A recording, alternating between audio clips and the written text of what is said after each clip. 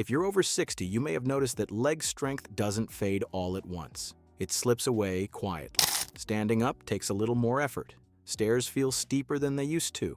And mornings don't start with the same sense of energy or stability. Most people assume this is simply what aging looks like, that weaker legs are inevitable, that fatigue in the morning is just part of getting older. But research into muscle physiology tells a more precise story. The decline in leg strength after 60 is not only about age, it's about timing, about what your muscles are exposed to during the long hours when you're asleep. Because muscle is not built when you move. It's built when you recover. And for older adults, the night is often the longest period when muscles receive no building material at all. After dinner, many seniors go 10, sometimes 12 hours without protein. During that time, the body still needs amino acids to maintain muscle tissue. If they're not available, it draws them from existing muscle, especially in the legs. This is why researchers describe aging muscle as anabolically resistant. It doesn't respond as strongly to protein earlier in the day, and it breaks down more readily during prolonged fasting, like overnight sleep. What makes this especially important is that leg muscles are among the most vulnerable. They are large, metabolically active, and essential for balance, walking, and rising from a chair. When they weaken, independence is often the first thing affected. This is where one simple evening habit becomes surprisingly relevant. Studies over the last decade show that protein consumed shortly before sleep is digested, absorbed, and used during the night, even in older adults. It doesn't sit in the stomach. It doesn't shut down metabolism. It becomes available as amino acids precisely when muscles would otherwise be breaking down. In controlled trials, older adults who consumed a slow-digesting protein before bed showed a measurable increase in overnight muscle protein synthesis. In other words, the body shifted from a net loss of muscle to a more balanced, sometimes even positive state. That does not mean muscle suddenly grows overnight,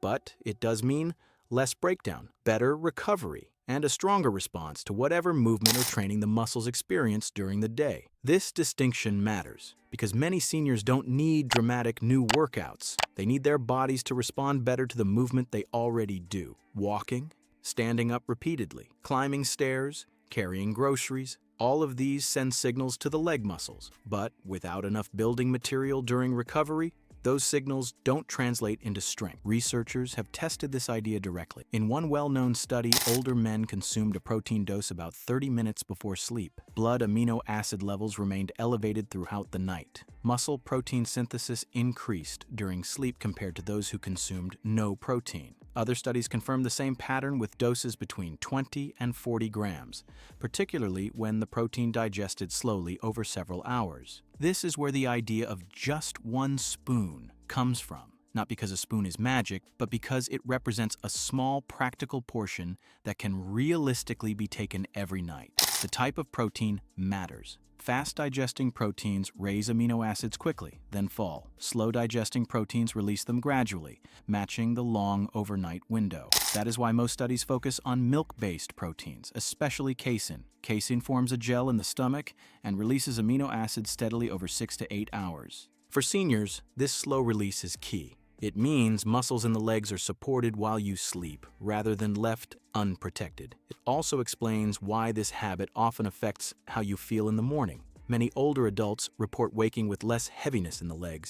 Standing feels more stable. Energy comes back more quickly after getting out of bed, not because protein is a stimulant, but because muscles have lost less ground overnight. It's important to be clear about limits. Protein before bed does not replace movement. It does not override inactivity. And it does not build muscle on its own. What it does is improve efficiency. It helps your muscles make better use of the signals they already receive. This becomes especially relevant after 60 because appetite often drops during the day. Many seniors struggle to reach recommended protein intake through meals alone. Dinner portions are smaller, breakfast is light, lunch may be skipped. Adding protein at night creates an additional window without forcing larger meals earlier in the day. This approach is supported by nutritional guidelines that suggest older adults benefit from spreading protein intake more evenly across the day. The night becomes one more opportunity. The connection to leg strength is not theoretical. Studies on sarcopenia consistently show that loss of thigh muscle mass correlates strongly with difficulty rising from a chair, slower walking speed, and higher fall risk. When protein intake is adequate and paired with even modest strength activity, these measures improve. That is why many intervention studies combine resistance training with nutritional support. The strongest effects appear when muscles are both challenged and fed. But even without formal training programs, everyday movements create micro damage that needs repair. The night is when that repair happens. This is also where fatigue enters the picture. Poor overnight recovery does not just affect strength, it affects how refreshed you feel in the morning. When muscle breakdown dominates overnight, the body expends energy managing stress responses. Sleep may still occur, but recovery quality is reduced, providing amino acids during sleep shifts that balance.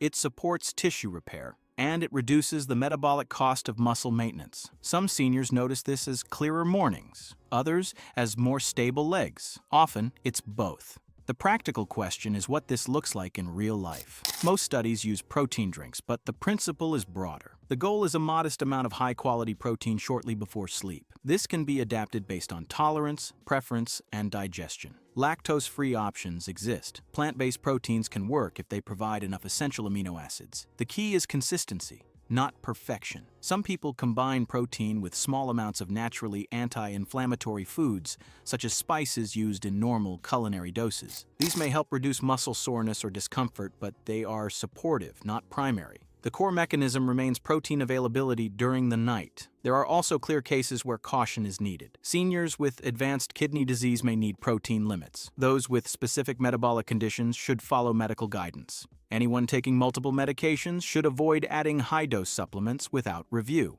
This habit is not about supplements. It is about nutrition. And like all nutrition in later life, it works best when it is deliberate and reviewed periodically. What makes this approach powerful is not that it promises dramatic transformation. It doesn't. What it offers is protection, less overnight muscle loss, better recovery from daily activity, and a stronger foundation for movement. Over weeks and months, those small differences accumulate. Standing becomes easier. Walking feels more confident. Fatigue loses its grip, not because the body has become younger, but because it is being supported more intelligently. After 60, progress rarely comes from extremes. It comes from aligning habits with physiology as it is now, not as it once was. A small protein intake before bed does exactly that. It works with the body's natural recovery window. It respects the slower, more fragile balance between muscle building and breakdown. And when that balance improves, leg strength stops slipping away so quickly. You don't need to overhaul your routine. You don't need intense workouts. You don't need complicated plans. You need to give your muscles what they need when they need it most. For many seniors, that moment is not during the day. It's during the quiet hours of sleep. One simple habit, one small adjustment, not to force change, but to support recovery. And that is often what makes the difference between waking up tired and waking up ready to move.